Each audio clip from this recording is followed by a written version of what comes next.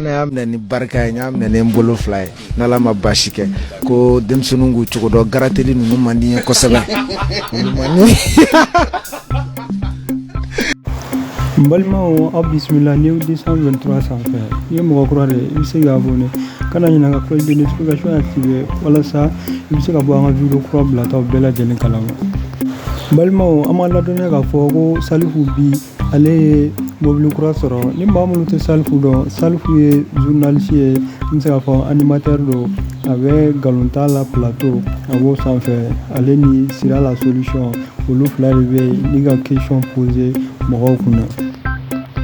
An y'a ye k'a fɔ dɔgɔkun tɛmɛnen Petit Guima ale bɔra Salifu ninnu ka plateau sanfɛ fɔkoɲɔgɔnya nanu ni ɲɔgɔn cɛ Petit Guima dusu y'a kɛɲɛ f'a tun bɛ ɲini ka Salifu bugɔ Salifu ninnu ka plateau sanfɛ. O kɔfɛ an y'a ye k'a fɔ Salifu welela plateau wɛrɛ kan ni ka taa ɲininka ko min tɛmɛna ni Petit Guima ni ɲɔgɔn cɛ ale ni o kɔnɔ Salifu ye révélation dɔw kɛ min na n'a b'a jira k'a fɔ ko Mamala ale ni Mamala bɛ ɲɔgɔn dɔn ko Mamala yɛrɛ ale teri ye ko Mamala b'olu yɛrɛ ka émission lajɛ Mamala y'o invité ka taa fo Mamala ka du kɔnɔ ni ka donbolo k'u ye.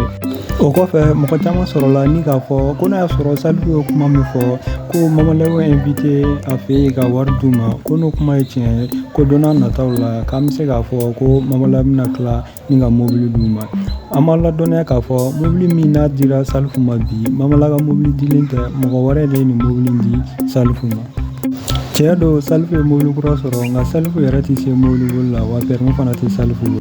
Salifu y'a jira a ka kuma kɔnɔ k'a fɔ ko mobili ko tun t'ale ka ko ye parce que o tun t'ale ka programme na o de y'a to ale yɛrɛ ma sɔn i yɛrɛ dege mobili la ni ka permis ta. Ala barika la a ye mobili sɔrɔ bi an b'a fɔ Ala k'a kisi nɛgɛ tɔɔrɔ ma. Million tan diraw ma k'aw bɛɛ million 5 sisan tuguni mobili o tuma na avion de bɛ nalen tuguni wa i tɛ dɔɔni fɔ an ye. Kɔrɔ mais n'a ye fɛn fɛn sɔrɔ baara in na an n'a ka kan e b'i k'i ka vie risquer de don o don diɲɛ don o don i m'a faamu i mana bɔ n'i ma segin i somɔgɔw bɛ jɔrɔ n'i ye bon anw taw an ka lamɛnw bɛ ka nɛni diɲɛ don o don fɛn bɛɛ bɛ ka d'an kan k'a sɔrɔ si les gens savaient le fond des choses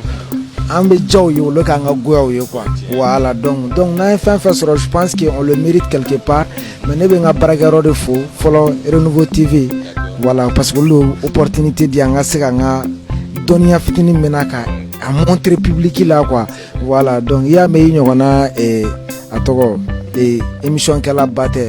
i bɛ moyen dɔ de b'i bolo ka relayer public k'a ye voilà c'est d'accord o kɔfɛ Salifu janni an ka don so kɔnɔla la an bɛna ɲininkali kelen k'i la fɔlɔ est-ce que Salifu yɛrɛ bɛ se mobili la wa ka na kɛ sanfɛ y'an bolo yan dɛ Ala ye n dan